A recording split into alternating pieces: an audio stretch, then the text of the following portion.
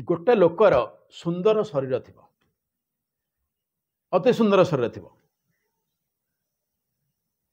स्कंधे उत्तम शिर साजे मुकुट कुंडल विराजे से जेबे हरिंकी नमे से मुंड भार बहे श्रमे। गोटे लोकर कांध उपर गोटे सुंदरिया मुंड अच्छी। सब लोकर मुहटा सुंदर नुह किए विकृत देखा जाए कि गोटे अति सुंदर लोक हो मुहटा तो सुंदर है लोक सुंदर हो गला ना। कहला कांध उपर गोटे अति उत्तम शिर अच्छे सुंदरिया मुंडटी अच्छी एवं से मुंड खाली मुंड नुह तापर मुकुट अच्छे कुंडल अच्छे भारी माने तमारे कौन बहुत धन संपत्ति अच्छी गोटे रजा फजाटे होती किंतु कहले एते सत्य जदि से मुंडटा भगवान पाद तले प्रणाम न जनइला बुझिया कह एटा मुंड नुह से भार बहुची। कृष्णर नाम उच्चारण न करे जहार बदन। भगवान ना जहार मुहर उच्चारित हुए जे उच्चारण करें ताकू कौन कहले ना दर्दूर रब बोली तारे पंडिते कहते संसारे। कहले एटा पाटी नुह एटा बेंग बोबौची।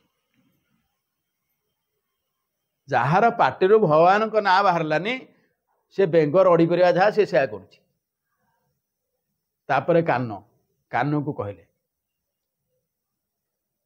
कृष्णर नाम संकीर्तन न शुणे जहार श्रवण। ताकू कहले जहार कान रे भगवान को कथा पशिनी सेटा हूँ कौन सी ताकू कहीदे सेटा हूँ मूषाघात वर्णना कर। तेणु ये भाव में सबू जिनस गुड़ा कहते सबू जिनस गुड़ा तापरे कहले जेबा सुंदर बेनी भुजे कांचन कंकण विराजे। सुंदरिया हाथ दुटा अच्छी कंकण लगे मुदी फुदी गंडे पिंधि बहुत पैसा पत्र अच्छे भल हाथ सब हो किंतु ये हाथ में जदि भगवान काम नहला ताहले कौन हम ना विष्णुर कार्य जेबे नो हे श्मशान अस्थि प्राय सो हे।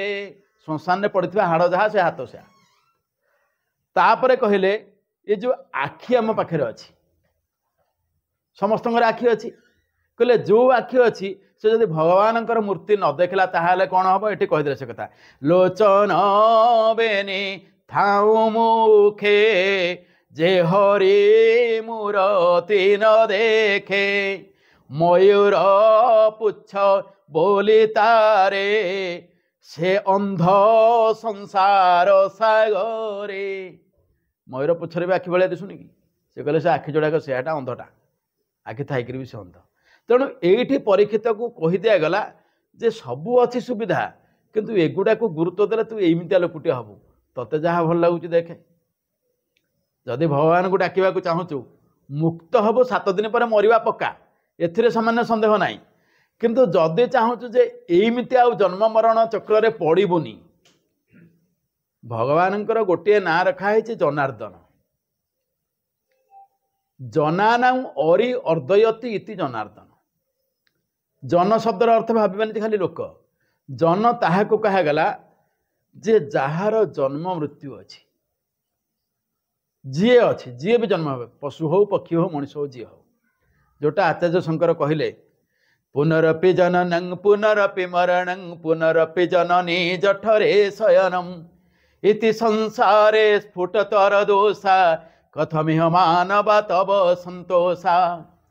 कहले जेपर्यंत अच्छो जन्म होथबु मरुथबु पुणी जननी गर्भरे जाकर पड़ुथबु ये हूँ संसार सबुठ बड़ दोष। तामाने लोकर सबुठ बड़ शत्रु किए से ना जो बारंबार जन्म हवा मृत्यु हवा आकु जी साधना कर साथी ये शत्रु को जी निपात कर देछि सी शत्रु हंता सी अजात शत्रु तार आ शत्रु ना सी अजय। तेणु कहले ये शत्रु को मारिबा को हेले काहा को धरिबु ना ये शत्रुंकर जड़े अच्छे ऐरी जे तांको दली दौची से लोकटा किए से ना से हूँ जनार्दन। आमर सबुठ बड़ शत्रु जन्म मरण चक्र पड़ा तू जदि देखे परीक्षित तो पाखे एत कथा बुझेली जदि जन्म मरण चक्र पड़ा चाहूनु यहाँ शेष बोली भावुचु ताहले भगवान पदारविंद आश्रय करदे ताहले ये जन्म मरण तो आउ जन्म हबुनि असुविधा कहीं पड़ो से परम ब्रह्म देह लीन हो निर्वाण प्राप्त हो तेणु यही अध्याय परीक्षित को उपदेश दिगला तू यही रास्तार रह